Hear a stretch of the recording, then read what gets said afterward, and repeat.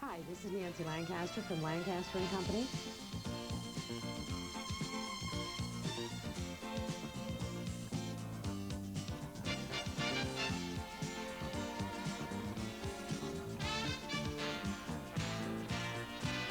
Stand by Nancy on camera 2 in 3, 2, 1, tour. Hello, I'm Nancy Lancaster, and welcome to Lancaster and Company.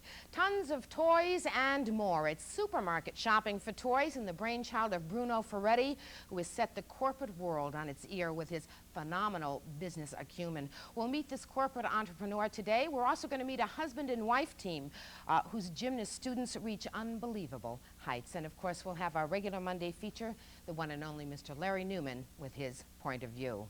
Why would a successful corporate executive quit his job, risk all the cash he has, borrow the rest, and open a toy store in Hyannis? Obviously, Bruno Ferretti saw something no one else did, a marketing strategy that would mushroom into 15 stores in 7 years, earning the title of a corporate entrepreneur, tons of toys and more. It went public a year ago, and by the end of this week, they're going to open 3 more stores. By the end of this year, they'll open another 2 to 4 stores, maybe more, and so it goes. I guess that's just the beginning for Bruno Ferretti. It's great to have you with us. Well, good morning, Nancy. I'm delighted to be here. You're quite a success story. Well, I like to think that we're getting there. I like to think us as a Cape Cod company that's doing okay. Tourism, senior citizens, that's the market here on the Cape, and Bruno Ferretti says what they really need is a toy store. Well, to be honest with you, when I told my friends back in 1981 when we opened our first store in Hyannis that I was opening a toy store here, they thought it was great. When I told them we're going to do it in October, they thought I was insane.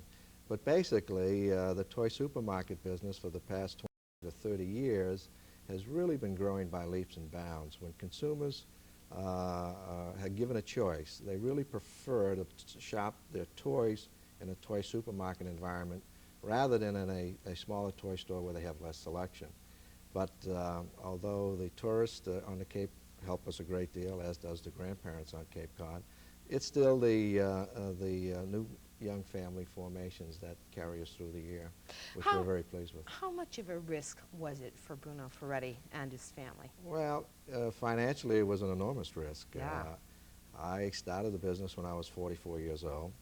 I was the executive vice president of Charworld as well as a member of the board of directors.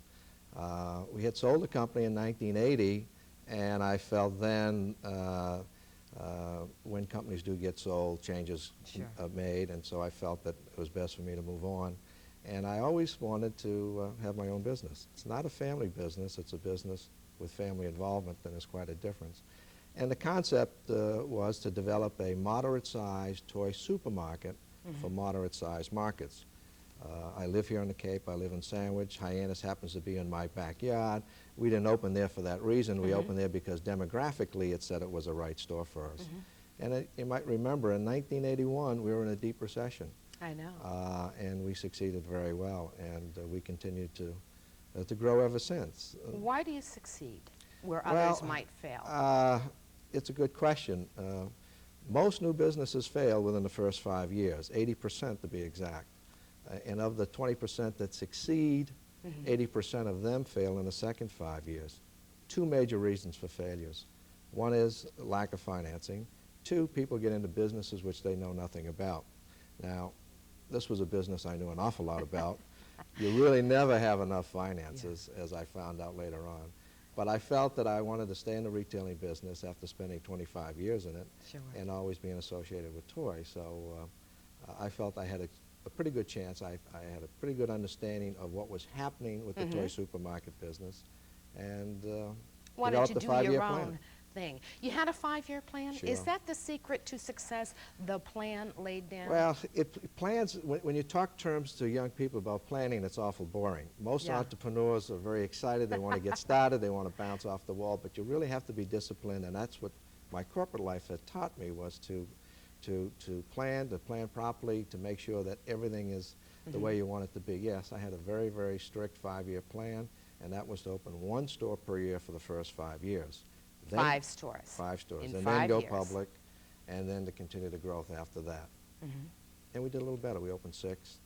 And we did go public, and saying going public sounds easy, that was quite an obstacle for me. I had no idea it was as difficult as it was. Or expensive, $1.1 million. Oh God, we raised $5.2 million, and it cost us $1.1 million in expenses just to go public.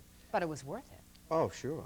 The whole idea is to get investment money into your company, money that you don't have to pay back, money you don't have to pay interest on like you would a bank, and then to use that money for growth. That's what investors invest in. They see opportunity in a company, a young, growing company.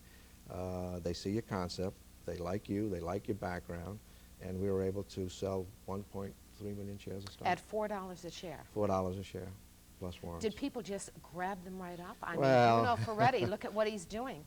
That's an awful lot of stock to sell. No, quite honestly, the underwriter, which was McKinley Alsop out of New York, sent us to Switzerland, France, London, California. We traveled all over the country for about 6 weeks, talking to investment groups and brokerage firms, and then eventually get it sold. You have to remember, when you're asking somebody to buy stock in your company, your history generally doesn't look too good, because you're a startup company. It didn't make any money, and what you're trying to sell them is the future more so than the past. And an image, a concept. And a concept that they believe in that could be successful. But don't they have to first believe in Bruno Ferretti? Sure. That's why I get out there and did my dog and pony show, as they call it, and we get out there. And fortunately for me, my 25 years in corporate life was very successful. I had a wonderful reputation and a good background. You had good connections, too. And you need that. You need, in addition to money, you need your contacts, which are very, very important. And you really have to have a sound understanding of your business. All those things really help. They all contribute. Now, when someone said in an article that the secret of your success is that you stay away from malls. Well, basically... And you go into, and you never buy a building, you always lease it. Yeah. We do. All of our buildings are, all our stores are leased. Yeah. And we're not a mall operator. Mall operation type stores, which there are some, there's one down here in Hyannis. It's a very small store. They pay a very high rent and subsequently must charge a lot more for their products. We need a 12,000 square foot store, which is a pretty large store, and we prefer to be in strip centers close to the major shopping area. But again, in strip centers, that's where we found our best success. Supermarket shopping for toys. I just wheel a carriage down an aisle, in and out, and have a ball. That's the concept. The Toys R Us's of the world, which is a name I'm sure you're familiar with, they have stores now all over the world, and they've grown and they've been around for close to 30 years. They're the largest, but they have to be in a major metropolitan area to succeed. Well, why? What's the difference between There's Toys R Us, tons of toys, moderate, major? Good question. They carry approximately 16 to 17,000 items. Their stores are twice our size. In order for them to generate the volume that they have to support that type store, they must be in a major metropolitan area. And we try to avoid that. We open in smaller communities where we offer the same brand name type toys that they have, and we have some of them here today. But we don't carry things that they carry as well. We don't carry Pampers, we don't carry clothing, we don't carry import toys, we don't carry which we call secondary type toys or secondary lines. Strictly name brand products, and at basically the same price. The hottest item, though. I mean, sure. You have to be cost competitive, and probably it was a very good omen the day that you opened the Hyannis store. How many Cabbage Patch dolls did you have? Oh God, that. Remember Cabbage Patches? Yeah, sure was. Cabbage Patch was a one. That was something you'll see once in a lifetime. And as wonderful as Cabbage Patch was, we like our toys to be hot and new and different, and they change each and every year. Every once in a while you'll get a hula hoop, every once in a while you'll get a Cabbage Patch, which kind of throws everything out of kilter. I know. We sold an awful lot of Cabbage Patch for 2-3 years. We sell them still today. But unfortunately, the other type dolls that we had wasn't very much interest. Ever find yourself in a situation where something's really hot and you just can't get the toy? Oh, sure. That happens all the time. That's one of the difficulties we have in this business, in anticipating a year in advance what's going to be hot. And then we try to buy accordingly. But once something gets hot, it is virtually impossible for any retailer to have enough. It just can't be done. Mistakes that you made when you first opened? Oh, God, we had plenty of them. Pete Moss. Yeah, I told you that story. Our first store, when we opened in Hyannis, I thought we could capture and do some plus summer business by selling lawn and garden supplies and things of that nature. It just didn't work out. People came into the toy store looking for baby carriages, and I was trying to sell them a bale of peat moss, and it just didn't work. So we got rid of the garden shop and put in a baby shop, and the baby shop is doing very well for us. Yeah. There really isn't a lot for people on the Cape if they really want to go somewhere where they can take care of all their needs, whether it be toys or something else, one store. People come to the Hyannis store from all over. That's correct. That's basically that's the preference. That's what the consumers really want. They want to be able to go to a store and see every item that Lego makes, and see every item that a Milton Bradley makes or a Fisher-Price. See the new product and know that you're going to be in business the day after Christmas. That's very important. And know that you're going to be as competitively priced as anybody, if not less, and provide the services such as layaways and things of that nature, and have baby products, and have strollers, and have high chairs and car seats and things of that nature, and where they can go and comfortably do their family shopping for their children. Trends in toys. There's a lot of static now about nonviolent toys. Oh, sure. People screaming, and rightfully so, I think, about a lot of the toys that can be quite violent. Well, how do you handle something like that? First of all, you have to understand any retailer, and the toy retailers are no different. We're really a showcase for manufacturers. We take a manufacturer's product, we make it available for the consumer. If the consumer doesn't buy the product, we don't carry it. If the consumers want a lot of the product, it's our responsibility to have it. However, there is some good judgment that has to be. Obviously, you want to be able to have what they want and have it in a mix so that you can sell enough of it and make a profit. That question comes up all the time when you talk about violent toys, specifically, I guess, guns. And I made a decision a long time ago that we would not sell guns that, in my opinion, were really real looking. Now, there are some guns out there that sell very well that have the same weight and size of a real pistol. I personally said, no, I don't want to do that. But we do sell water pistols. We do sell toy rifles and toy guns. And that look like toys. That look like toys, but they are toy guns, and we make that available because you're dealing with freedom of choice. I mean, if a consumer wants to come in and buy that for their child, I think that they should do that, or they have a right to do that.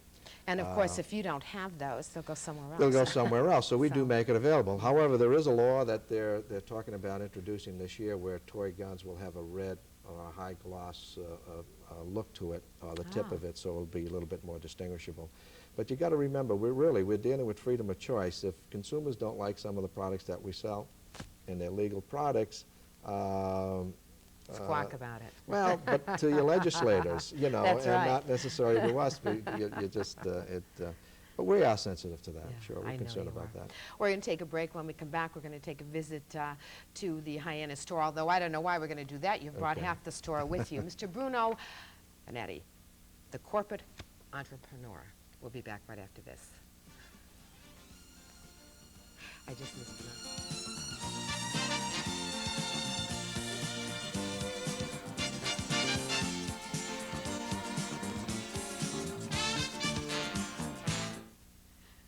Welcome back, our guest, Mr. Bruno Ferretti. And what have you brought me here? My favorite guide, Mr. Pee Wee Herman. You don't like him. Oh, I like him.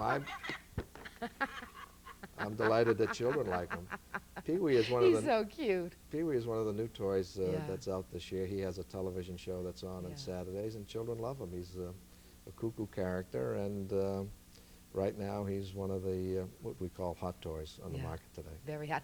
Toys have changed a lot from when you and I were kids. Yes, they have, and as toys have changed over the years, there are always some toys which never change. We sell an awful lot of puzzles. We sell an awful lot of the basic toys such as trucks, games, and things of that nature. However, we are in a fashion business, and each and every year, consumers always look for what's new and what's different and what's exciting.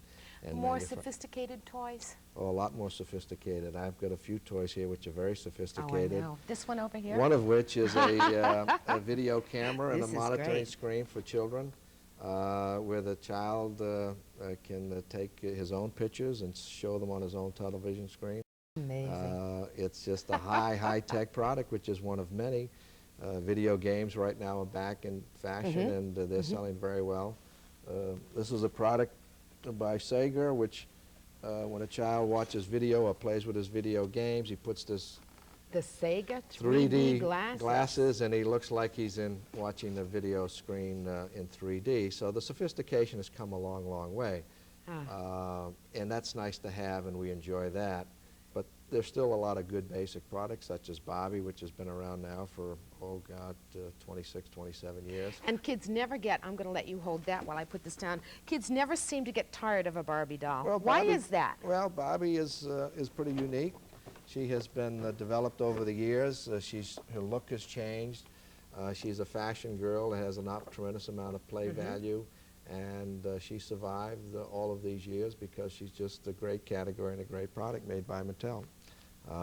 And she's just one of many that has survived, which we call really a basic staple type product in the toy business. You were in the toy business when Barbie came out. Yep. Would you, if you were a betting man, ever thought that she would be that hot and be around that long? The first Barbie doll I saw, I was kind of shocked. She was a very rigid doll and dressed in a bathing suit, and she was built very well. And I'm saying, oh my God, I said, that was just never done before. I know. And the salesman said, you don't understand, this is the hottest fashion doll that's ever.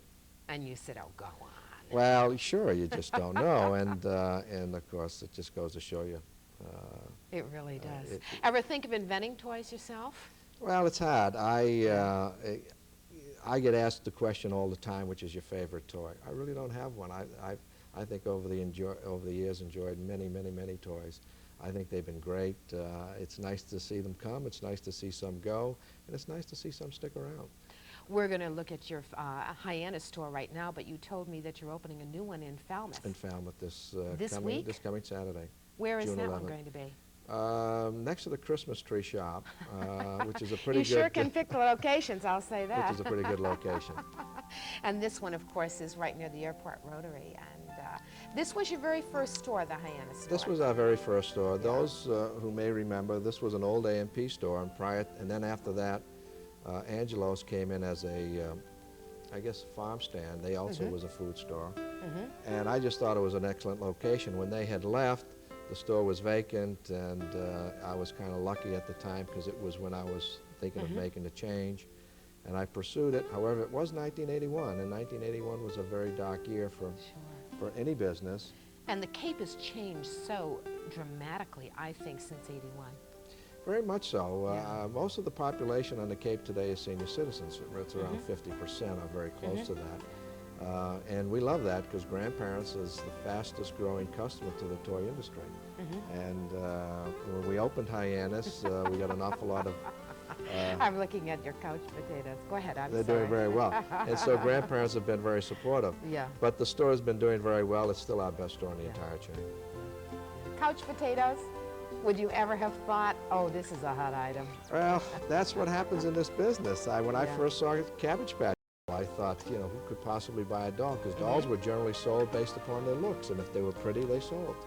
And if they weren't pretty, but I have one, and I wouldn't trade him for the world. His name is Harold Matthew, and I was so excited. And the minute I held that Cabbage Patch doll, I fell in love with it, you know? Well, you're not alone. Cabbage Patch was sold to an awful lot of people. My mother has several, and she still has them, and she enjoys them.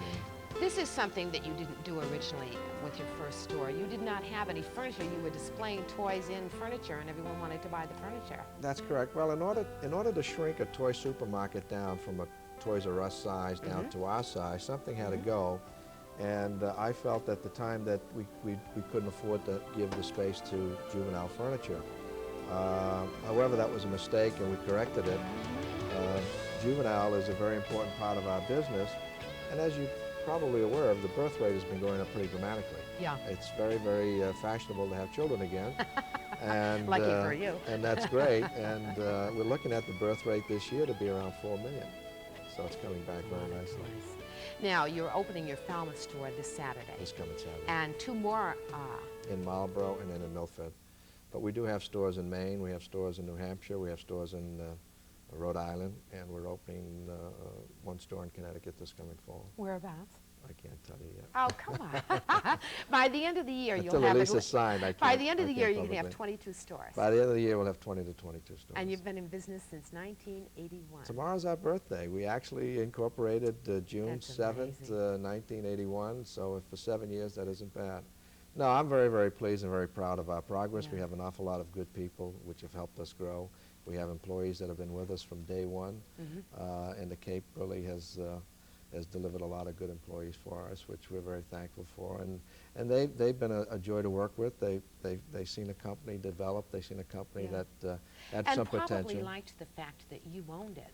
Here's Well- a guy from Sandwich, and he's opening up a store, and gee, there he goes again and again. They must really identify with your success. Well, they have, I guess, to some Yeah. extent, and they enjoyed it. But you got to remember, I've been an employee a lot longer than I've been an employer. Yeah. So I think I know, what employees really want. Now, And what are so you going to do at the end of the year? You'll have 22 stores. You're way ahead of your 5-year plan. We have another 5-year plan.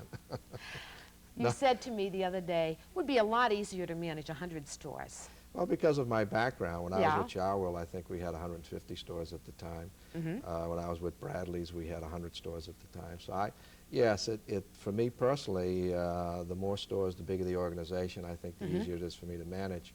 You got to remember, when we had only 1 or 2 stores, I did everything, and Yeah. so did members of my family. But yes, I think the bigger you get, the more serious the business is.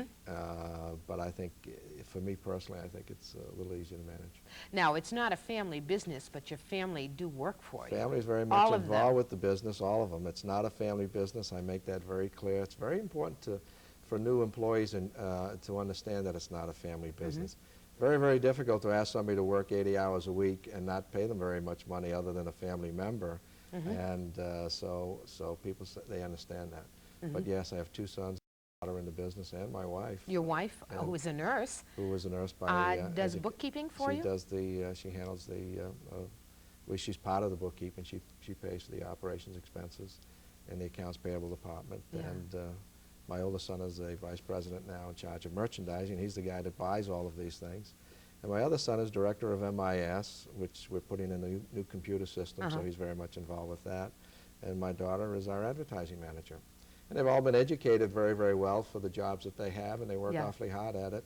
They like it, I like it, and it's terrific. Now, your kids are at an age where although there are a few toys here that they might enjoy, but sometime down the road, grandchildren, I mean, gee. Well, we're looking forward to that. Two of the children are You'll getting never married have this to, year. yeah, it'll be great for the kids. They can just go And- down over to Grandpa's store and play, right? Well, Jam and Jets. What Carol- is Jam and Jets? Well, Jam and Jets, this is parents What's- out there are going to get a little angry at me, I think, but this is a plane that they fill up with water, and they pump it up, and then when they release the water, the plane No, takes sir. off. Now, the Really? water this obviously is an outside toy, and it's one for the Unleash summertime, 65 pounds of thrust. and that's Make water, it which, soar and glide. Is this real hot? yeah, this is doing very well this spring. It's a great Yeah. outside toy. Yeah. It's safe. It's a lot of fun to play with. Hopefully, the weather's warm and you get wet. You won't mind it so much. Do you ever play with any of these things? You're too No, busy, one of the right? first things they teach you in this business is don't play with the toys, because if I only bought what I liked, we would have a problem. My son loves this item. It's Boglins, and you put your hand in it, it makes all kinds of funny faces. Oh, he's cute. Anybody we know? But to give you an idea of some of the technology Yeah. that's coming down the road, this is a sleeping sounds for a baby, which is made by Play School.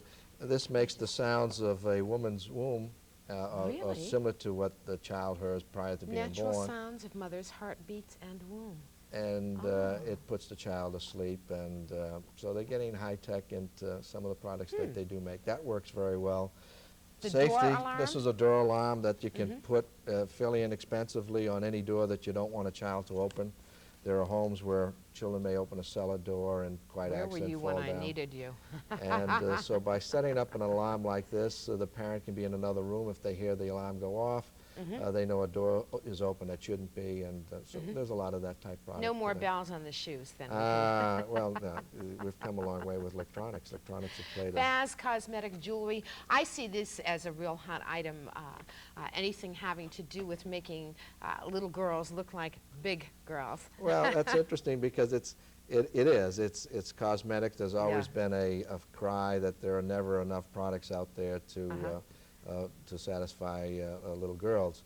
But we have to be very careful when we say girl toys and boy toys. We say toys for children, and we draw no distinction. We allow the parent to choose whatever they like for, whether it be a football for a girl or a tea set for a boy. That's their choice. We don't label them anymore. We get into trouble doing that one time. So Tons of toys and more. What else now?